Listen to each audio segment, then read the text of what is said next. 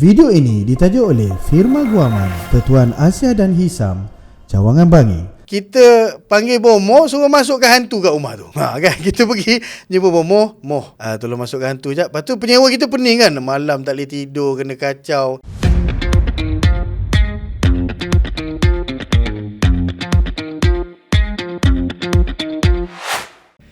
Baru-baru ni ada satu isu yang cukup hangat dalam dunia hartanah. Cerita pasal lelaki yang dijumpai mati dikunci oleh tuan rumah kerana berbulan tak bayar sewa. Baik, kalau kita ambil lihat sudut pandang ni macam ni lah, betapa ekstrimnya seorang tuan rumah ni kunci pintu sampaikan penyewa dia tu mati, kekeringan, lapar dan sebagainya lah. So saya tak nak komen dari segi tindakan tersebut. Maksudnya tak tahu, mungkin dia dah check kan, mungkin owner ni dah check, dia ingatkan tak ada orang, dia pun kunci, so dia penyewa dalam tu pula dia senyap kan. So tak tahu, wallahualam, because detail apa yang berlaku tu bukan dalam kita punya pengetahuan lah. Cuma dalam video ni apa yang kita nak belajar ialah beberapa sudut pandang dua pihak yang terlibat dalam tenancy agreement, perjanjian sewaan lah. Saya tuan rumah, saya ada rumah dan juga ada penyewa. Okay, so kita masuk dalam satu kontrak. Kontrak ni tuan-tuan dan puan-puan, kita kena faham ia adalah satu perjanjian yang mana dua-dua belah pihak bersetuju ke atas sesuatu. Sesuatu ni apa? Sesuatu iaitu sewaan. Saya ada rumah, awak ada duit. Awak bayar saya sewa, saya bagilah awak sewa rumah saya tu sampai tempoh masa tertentu. Satu. Yang kedua, nak cerita pasal tenancy agreement, nak cerita pasal perjanjian sewaan. Apa segmen-segmen, apa puzzle-puzzle penting kita kena faham dalam satu perjanjian sewaan?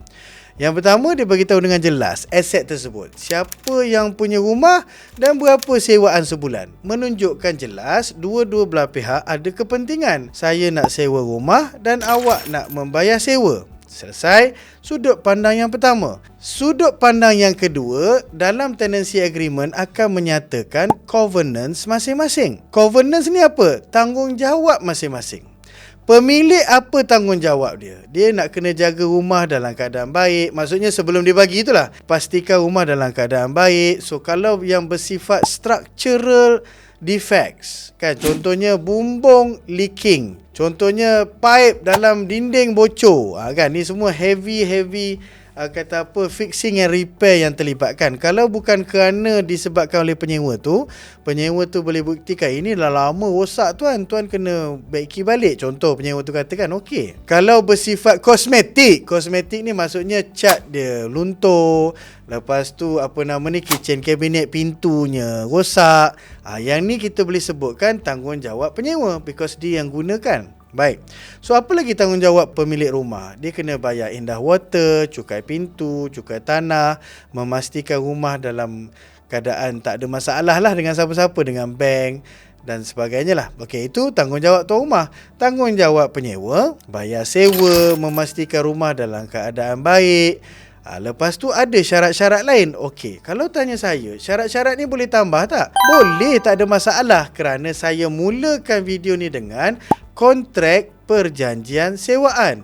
Nama pun kontrak, dia ada benda yang kita nak, yang kita tawarkan, dan dia ada perkara yang satu pihak lagi setuju. So penyewa setuju, syaratnya apa? Okey, begini, saya akan bayar sewa. Ni nak cerita tanggungjawab lah ni. Saya akan bayar sewa 5 bulan. Saya akan jaga rumah keadaan baik. Saya akan. Dan dalam sudut pandang dalam satu perjanjian sewaan juga, dia ada satu ruang yang dinamakan sebagai exit clause. Kalau antara pihak, benda kan dalam dunia ni kan mana ada selama-lamanya, tak ada kan, semua benda ada tempoh. Jadi kalau perjanjian sewaannya 2 tahun, dah habis 2 tahun, apa cerita? Boleh sambung ke, naik sewa ke, saya kena keluar ke, so semua dinyatakan dengan baik dalam ruangan exit clause. Ini kalau kita selesai dalam keadaan ikut perjanjian asal. Saya nak sewa 2 tahun, saya dah sewa 2 tahun tersebut, okeylah, terima kasih tuan rumah, saya dah beli rumah saya, selesai, saya keluar,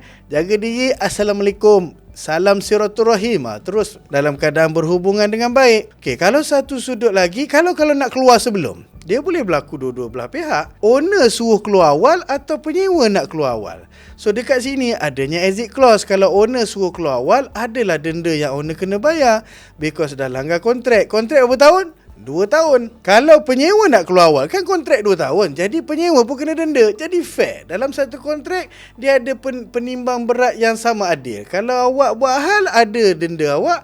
Kalau awak buat hal, ada denda awak yang dinamakan sebagai liquidated damages. Maksudnya kerugian-kerugian yang satu pihak kena tanggung kerana salah satu pihak telah melanggar kontrak. Selesai? So itu nak bercerita pasal kontrak. So dekat sinilah kita nak faham kalau seorang tak bayar sewa. Ni nak cerita pasal kontrak lah. Saya tak bayar sewa 1 bulan, 2 bulan, 3 bulan. Bila dalam tenancy agreement dah jelas menyatakan kalau tak bayar sewa dalam tempoh tertentu, maka memberikan hak kepada tuan rumah untuk membatalkan kontrak. So bila dia dah batalkan kontrak, maka kontrak tu terbatal, menjadikan dia dah teraniaya. Maksudnya sebagai tuan rumah, awak tak bayar sewa, kontrak terbatal, jadi awak kena keluar. So benda tu dinyatakan dengan jelas dalam exit clause. Okey, so sudut pandang yang kedua. Teruskan selesai. Maksudnya tenancy agreement kita dah faham. Okey, selesai. So ada 3 sudut pandang utama. Yang pertama, property tersebut, cerita hal hartanah tu lah. Alamatnya kat mana, sewa berapa, deposit berapa, apa semua satu sudut. Yang kedua iaitu covenants, tanggungjawab kedua belah pihak. Ini pun subjektif. Dia tak ada macam satu template khusus semua orang wajib guna, tak. Because kadang-kadang tuan rumah kena bayar indah water. Kadang-kadang dalam tenancy agreement, indah water penyewa kena bayar. So dekat sini dia subjektif. Okey, beres. Dan sudut pandang ketiga yang kita kena tengok adalah exit clause. Settle? Okey, itu segmen pertama. Cerita pasal isu seorang tuan rumah kunci dia punya rumah untuk mengelakkan penyewa dia tak boleh masuk. Dalam cerita ni nak jadi cerita bukan penyewa tak boleh masuk, penyewa tak boleh keluar sampai meninggal kawan tu. Ya ke tidak tak tahulah, itu mengikut headline-nya. Tapi saya suka mengambil isu tu sebagai satu benda yang kita nak buka gelanggang perbincangan. Okey, saya nak bawa kepada satu tajuk iaitu apa yang tuan rumah tak boleh buat. Ini kita lihat ramai orang buat tapi tak boleh buat. Yang pertama, kita tak boleh kunci orang. Rumah tu kita dah sign tenancy agreement. Jadi hak masuk rumah, keluar rumah kepada penyewa tersebut. Kalau kita pergi kunci dalam keadaan dalam tenancy tak sebut kan yang kita boleh kunci dan sebagainya, dah jadi satu jenayah yang dikenali sebagai false imprisonment. Maksudnya memenjara orang secara salah. Macam tu lah kot bahasa Melayu dia kan. False imprisonment. Yang pertama, tak boleh buat. Dia tak bayar sewa, hal lain, itu kontrak. Kita kunci dia dalam rumah tersebut, dah jadi jenayah. Dah satu hal pula. Dia buat report, dia nangis, pergi balai polis apa semua, jadi jenayah, polis tangkap kita. Kita jawab apa? Dia tak bayar sewa cik, 2 bulan dah cik. Alamak, kan? So jadi tak boleh. Dua perkara yang berbeza. Yang kedua yang jadi salah apa kita sebagai kalau kata tuan rumah, iaitu kita tak boleh potong api dan air. Tak boleh suka-suka potong api dan air kerana yang potong manual lah kan, yang pergi panggil plumber, pergi buka pipe tu, potong sendiri. Kalau elektrik tu panggil powerman, potong elektrik. Tak boleh, because itu adalah hak Syabas dan juga TMB. Yang kedua. Yang ketiga tuan-tuan puan, kita tak boleh, ini kalau kata kasarnya lah kan, ada yang jenis pergi panggil bouncer. Bouncer ni apa, kaki pukul dan sebagainya kan, pergi gertak duduk depan kan, duduk depan rumah, berdiri semua kan, gagal perkasa, kau tak keluar, kedebu aku ketuk kepala kau. Kan tak boleh. Dah jadi jenayah. Apa tak? Asal kita berkontrak dengan baik, boleh jatuh jenayah. Jenayah maka polis boleh turun lah. Kalau penyewa tak bayar sewa, saya pergi buat report polis. Polis tak boleh buat apa, because itu kontrak awak dengan dia. Awak pergilah civil court. Boleh faham? So bila masuk dalam sudut yang kelima, yang keempat tak boleh buat bonzer, yang ketiga tak boleh. Yang pertama tak boleh kunci, yang kedua tak boleh potong api air sebarang-sebarang. Melainkan akaun kita sendiri yang online kita boleh buat. Okey lah, tu cerita lain lah. Tapi nak bagi tahu, kalau kita nak pergi panggil foreman, plumber dan sebagainya, potong tak boleh. Yang ketiga, kita tak boleh buat apa? Kita tak boleh panggil bouncer. Dan yang keempat, sebagai seorang Islam, ini saya pernah dengar lah teknik ni, tapi na'udzubillah jangan buat tuan-tuan puan, iaitu kita panggil bomoh, suruh masukkan hantu kat rumah tu. Kan kita pergi jumpa bomoh, tolong masukkan hantu jap. Lepas tu penyewa kita pening kan, malam tak boleh tidur, kena kacau, almari kena garuk lah, bunyi orang panggil nama apa, dia keluar.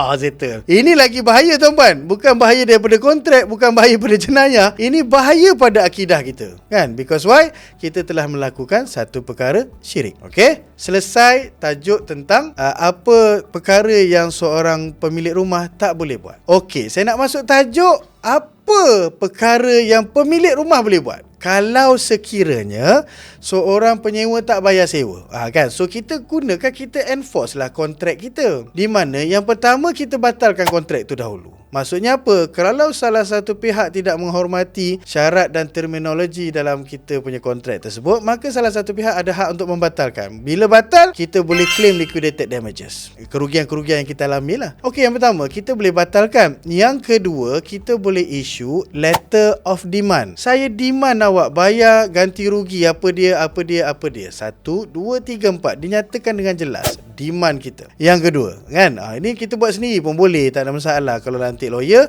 maka adalah kos kewaman yang terlibat. Masuk yang ketiga, teknik step yang ketiga ni barulah cerita pasal melibatkan peguam dan sebagainya. Iaitu kalau degil tak nak keluar juga kan, diam aja kan, kita pergi depan rumah, siap bagi, angkat tangan, Assalamualaikum tuan, sihat tuan, okey beres. Padahal 6 bulan dah tak bayar sewa ni kan. Kita siap bagi letter of demand, dia buat tak tahu. Boleh tak kita pergi ketuk kepala dia suruh keluar? Tak boleh, dah jadi jenayah. Maka masuklah cara keempat secara undang-undang. Mulalah kita buka gelanggang untuk melibatkan mahkamah yang dikenali sebagai mahkamah sivil. Bila melibatkan mahkamah ni, maka kita dah mula kena lantik peguam. Maka peguam akan melakukan proses yang dinamakan dapatkan court order. Court order ni maksudnya perintah mahkamah. So bila masuk level perintah mahkamah ni, maka kos pun naik, dia punya proses pun panjang. Jadi sampai peringkat bila mahkamah decide kan, mahkamah buat keputusan, dengan ini saya dah puas hati tengok kontrak semua yang bahawa penyewa tu bersalah dan kena keluar. Okey, so mahkamah akan hantar apa? Mahkamah akan hantar bailiff mahkamah. Dia macam pegawai mahkamah lah, nak senang faham. So bailiff ni lah pergi sita rumah tersebut, pergi sita barang, lelong, so dan sebagainya lah. So apa yang dapat hasil lelongan tu, bayar mahkamah dulu, lebihan dapatlah kat kita. Leceh kan? So bukan senang tuan-tuan puan. Somehow bila kita ada penyewa masuk dan kita nak keluarkan secara undang-undang. Kalau nak keluarkan secara tak undang-undang, memanglah macam-macam cara, tapi secara undang-undangnya begitu. So kena hormati. Okey? So itulah dia sedikit sebanyak pembelajaran yang kita boleh belajar tentang hak seorang tuan rumah dan juga penyewa dalam urusan perjanjian sewaan. Okey? So diharap anda belajar sesuatu. Terima kasih banyak. Assalamualaikum warahmatullahi wabarakatuh. Steady. Take care. Guys, okey tak video tadi? Belajar sesuatu tak? Seronok tak? Saya menjawab soalan tak?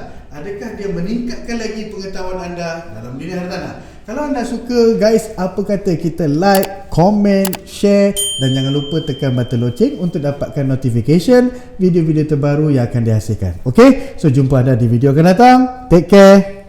Steady. Apa yang memerlukan yang hak atau foto yang tu ni, dia